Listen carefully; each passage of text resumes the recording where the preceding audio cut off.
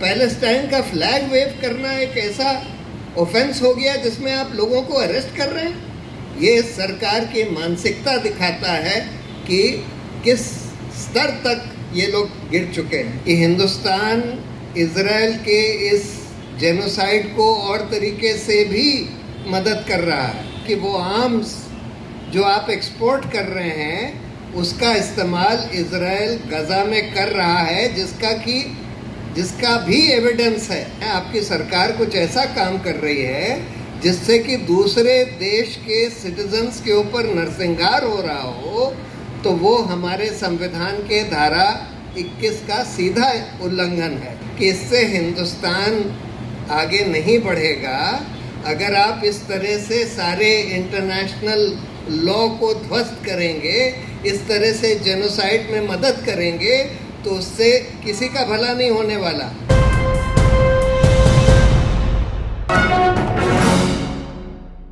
आपको जैसे सब लोगों ने बताया और आप सबको पता भी होगा कि जो गजा में इजराइल कर रहा है ये एक बहुत ही घिनौना नरसंहार है और ये इंटरनेशनल कोर्ट ऑफ जस्टिस ने भी एक्नॉलेज कर लिया है।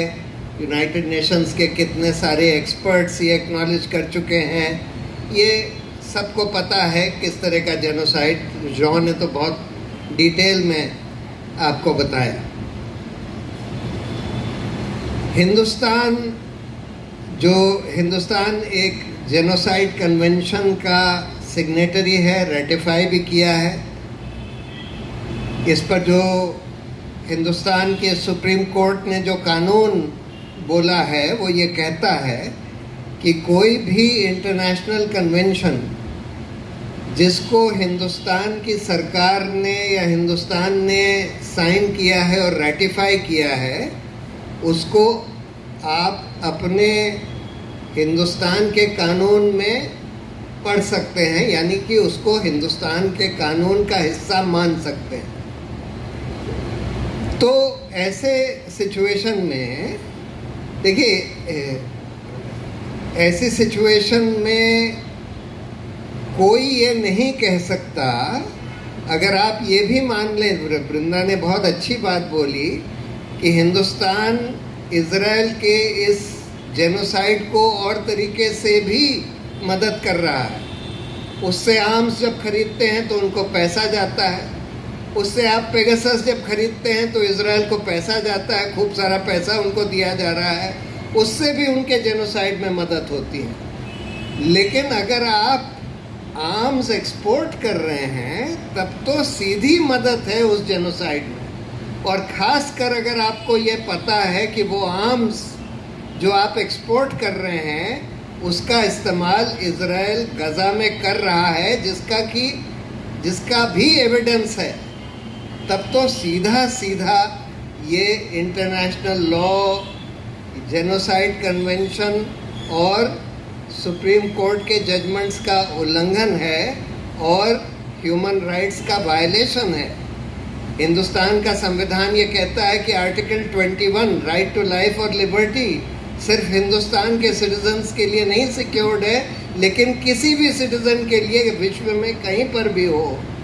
और अगर आप कुछ ऐसा काम कर रहे हैं, आपकी सरकार कुछ ऐसा काम कर रही है जिससे कि दूसरे देश के सिटीजन्स के ऊपर नरसंहार हो रहा हो, तो वो हमारे संविधान के धारा 21 का सीधा उल्लंघन है।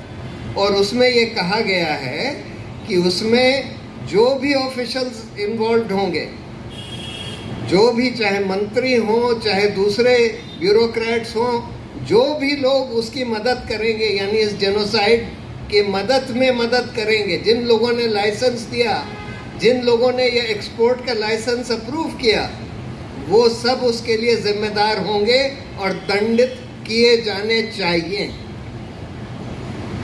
और जो लोग ये कहते हैं, जैसे भाजपा वाले लोग ये कहते हैं ये कि नहीं जी ये तो हमारी फॉरेन पॉलिसी है, हम हिंदुस्तान को आगे रखना चाहते हैं, जैसे सिद्धार्थ ने बताया कि इससे हिंदुस्तान आगे नहीं बढ़ेगा।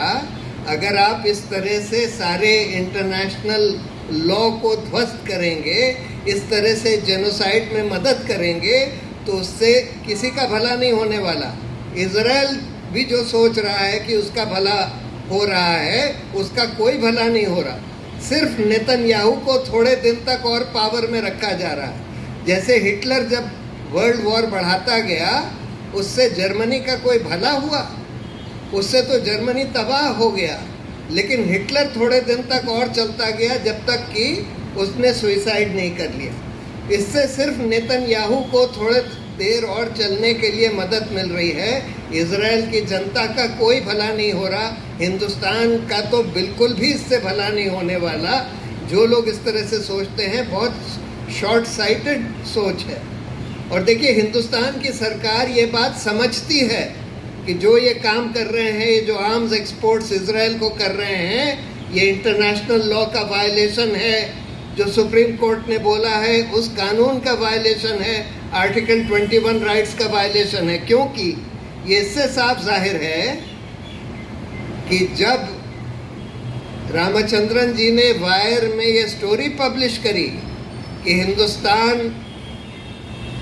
आर्म्स को एक्सपोर्ट कर रहा है इजराइल को, उसके बाद जब इजराइल का नरसंहार शुरू हुआ गाजा में, तो फिर मंत्रालय ने अपनी वेबसाइट से, जो स्कोमेट की वेबसाइट है जिससे ये सारी सूचना हम लोगों ने निकाली थी कि किस कंपनी को कब लाइसेंस दिया गया, कब उसको परमिशन दी गई एक्सपोर्ट की, उसमें से 2 कॉलम हटा दिए।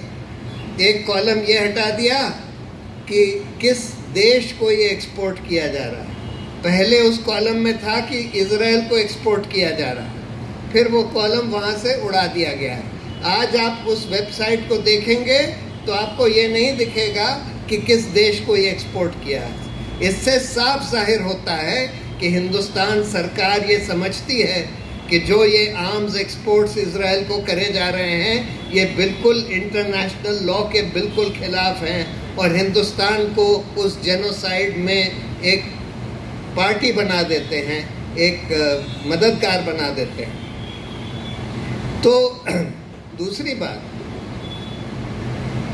जैसे आपको बताया गया कि हिंदुस्तान की सरकार, हिंदुस्तान के लोग हर बार पैलेस्टाइन के साथ के सॉलिडारिटी में खड़े रहे हैं, लेकिन आज ये हालात हो गए हैं और पूरे विश्व में, खासकर अमेरिका में, वेस्टर्न कंट्रीज में बहुत प्रोटेस्ट हो रहे हैं इजराइल के खिलाफ, इस जेनोसाइड के खिलाफ। लेकिन हिंदुस्तान में नहीं होने दिए जा रहे, क्योंकि ये सरकार अगर कोई जना पैलेस्टाइन का फ्लैग भी रेस करता है, वेव करता है, तो उसको अरेस्ट कर लेती है और ये कह के अरेस्ट कर लेती है कि भाई आप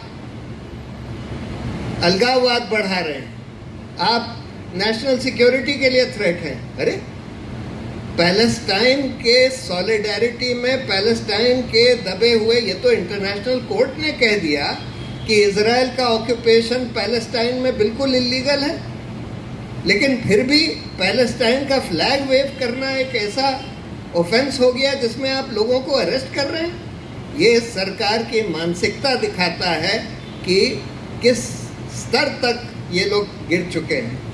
तो इसलिए हम लोग ये डिमांड कर रहे हैं कि ये जो चिट्ठी दी गई है, इसके आधार पर तुरंत सरकार ये आर्म्स एक्सपोर्ट्स को रोके, जो भी लाइसेंस दिए गए हैं उनको कैंसिल करें और जवाबदेही का सिलसिला भी शुरू होना चाहिए कि किन लोगों ने इसको परमिट किया, जबकि उनको पता था कि भाई इस तरह के जेनोसाइड में के मदद के लिए ये आर्म्स एक्सपोर्ट किए जा रहे हैं। Thank you.